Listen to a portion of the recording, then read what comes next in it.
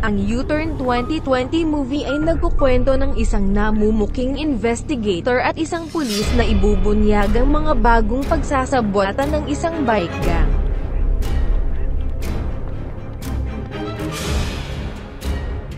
Ang trailer para sa paparating na horror flick ni Kim Chiu na pinamagatang U-Turn ay tuluyang na-drop habang malapit ng palabase ng pelikula sa tamang oras para sa Halloween.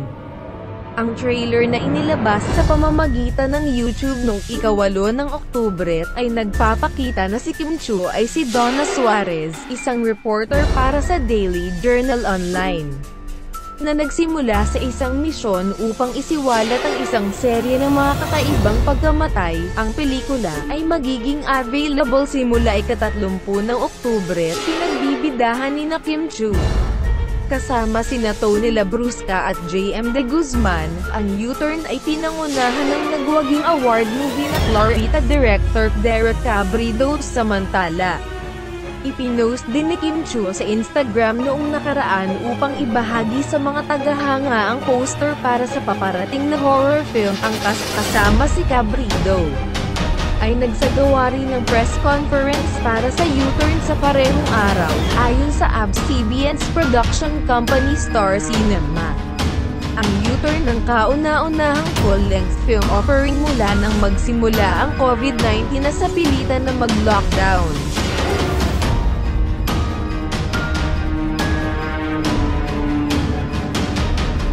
Mga detalye ng kaganapan. Bagaman siya ay isang mamamahayag sa loob ng 7 taon na nagpatuloy si Donna upang siyasatin ang pagkamatay ni Eric.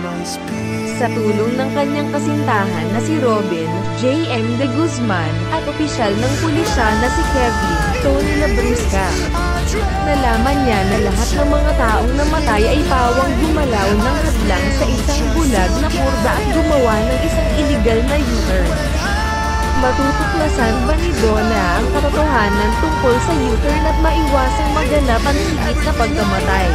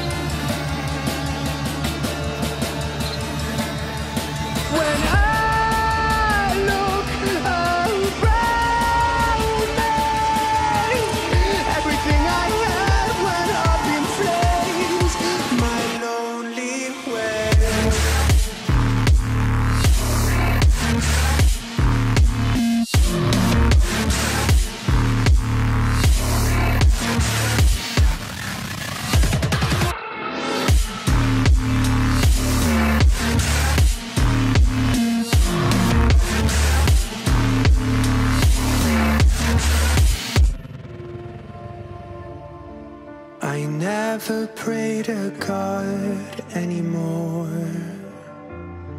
I'd rather no one hurt me. Redemption, I have waited for you